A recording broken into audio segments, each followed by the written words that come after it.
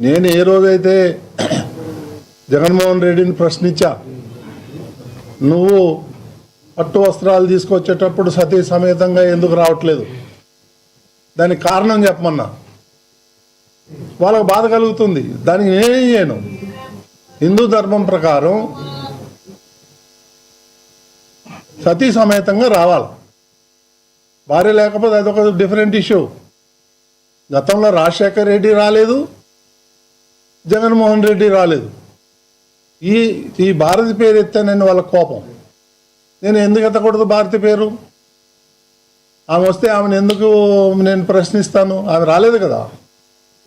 ఇవన్నీ పెట్టుకొని BR Naidu TTD chairman ఉంటే నా ఆటలు ఏమీ సాగవు, రోజుకొకటి వస్తూ ఉన్నాయి అనే ఉద్దేశంతో ఈ బురద జల్లే కార్యక్రమం. ఇప్పుడు ఈ వీడియోలు కంప్లైంట్ చేస్తే నా ఫ్యామిలీ మెంబర్స్ చేయాలా, లేకపోతే ఎవరైతే వాళ్ళు ఉన్నారో వాళ్ళ ఫ్యామిలీ అన్నారో కంప్లైంట్ చేయాలి. ఎవరికైనా కంప్లైంట్ చేశారా? ఎవరికైనా చెప్పారా? కొన్ని అయితే మా ఇదివరకు అందులో ఉన్నటువంటి కొన్ని ఫోటోలు అయితే నేను 20-25 ఏళ్ల కింద దిగిన ఫోటోలు అవి. ఆ ఫోటోలు ఈ ఫోటోలు మిక్స్ చేసి దానికి ఒక మ్యూజిక్ పెట్టి, ఈ సన్యాసులకు ఏం పని లేదా? నన్ను వ్యక్తిగతంగా టార్గెట్ చేస్తే నేను మీడియాలో ఉన్నా, నీకు చుక్కలు చూపిస్తాను, నీకు కానీ సుబ్బారెడ్డికి కానీ. కరుణాకర్ రెడ్డి, నువ్వు మద్రాసులో పోయి ఏమేం చేసావో నాకు తెలుసు. వైవి సుబ్బారెడ్డి ఏమేం చేసావో నాకు తెలుసు. అవన్నీ బయట పెట్టమంటారా? ఇవన్నీ చీప్ పాలిటిక్స్ నా దగ్గర జరగదు. అర్థమైందా? నేను హైదరాబాద్ నడిబొడ్డున నేను ఉండి వ్యాపారం చేస్తున్నా. నేను ఎవరికి భయపడేవాడిని కాదు. ఈ చీప్ పాలిటిక్స్ ఒకటి కాదు, రెండు కాదండి వీళ్ళు చేసిన అరాచకాలు. నువ్వు ఏ ఫైల్ తీసుకున్నా అన్ని దొంగ లెక్కలే. ముఖ్యమంత్రి గారు ఆగమన్నారు కాబట్టి నేను ఆగాను ఇన్ని రోజులు. కాబట్టి ఇవన్నీ చీప్ పాలిటిక్స్కి భయపడేది లేదు.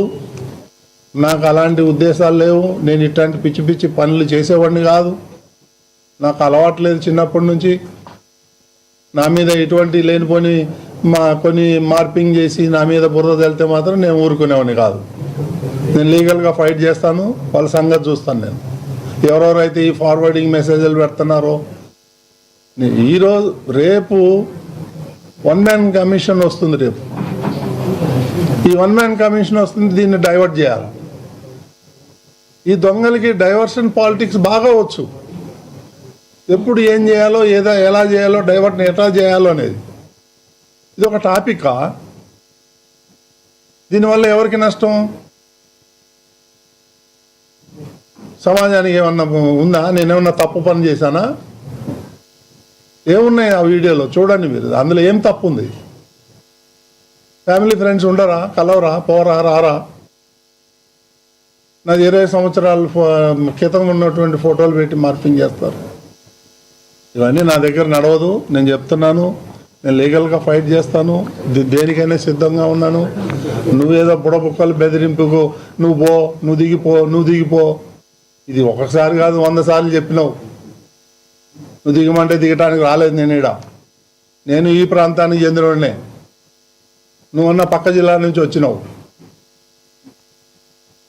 కాబట్టి ఎందుకంటే చెప్పాలంటే చాలా ఉన్నాయి. వాళ్ళ భాగవతం కూడా ఇక నేను ఊరుకునే లేదు. నా దగ్గర కూడా ఇన్వెస్టిగేషన్ జర్నలిజం, నా దగ్గర కూడా సీనియర్ జర్నలిస్టులు ఉన్నారు. ఇలా కథలన్నీ తెలుస్తా నేను.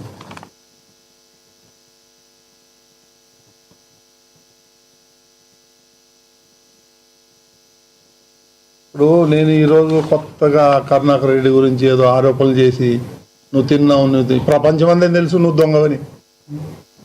ప్రపంచమంతా జగన్మోహన్ రెడ్డి గజ దొంగని ఈరోజు నేను చెప్పక్కర్లేదు. 1000 కోట్లు 1,00,000 కోట్లు తినేశాడు. ఇవన్నీ డైవర్షన్ పాలిటిక్స్. నా దగ్గరకు వచ్చి నేనేం చేసి, నేను చాలా ఆనెస్ట్గా ఉన్నా. నా వల్ల టీటీడీకి ఏమన్నా చిన్న ఒక మచ్చ వచ్చిందా?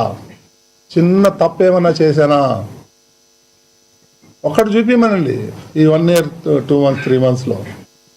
నేను నిస్వార్థంగా పనిచేస్తున్నాను, నాకు ఎన్నో అవకాశాలు వచ్చినా నేను టీటీడీలను వచ్చి ఇక్కడ పనిచేయాలి, కొన్ని రిఫార్మ్ చేయాలనే ఉద్దేశంతో వచ్చాను. కానీ నా పనులన్నీ వదులుకోవచ్చి నేను తిరుపతిలో కూర్చోవాల్సిన అవసరం నాకు లేదు.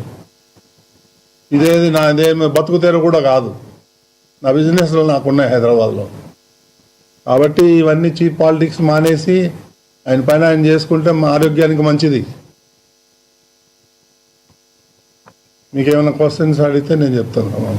అంటే ఈ కల్తీనే వ్యవహారం కీలక దశ జరుపుకుంది, 1 man కమిటీ కూడా. నేను చెప్పేది అదే, రేపే వస్తుంది 1 man కమిషను. కల్తీ ఉంది, అన్నీ ఉన్నాయి, పరకామని ఉన్నాయి, అన్ని కేసులు ఉన్నాయి వాళ్ళ మీద. నిన్ననే ఎందుకు వదిలేరు అంటే వాళ్ళు నిన్న మన వాళ్ళు కొంతమంది రిపోర్ట్లు వస్తే చూపించిన 1 కోటి పుస్తకాలు ప్రింట్ చేశారు 5 లాంగ్వేజ్ల్లో భగవద్గీత అని. 50 కోట్లు ఖర్చు పెట్టారు దానికి.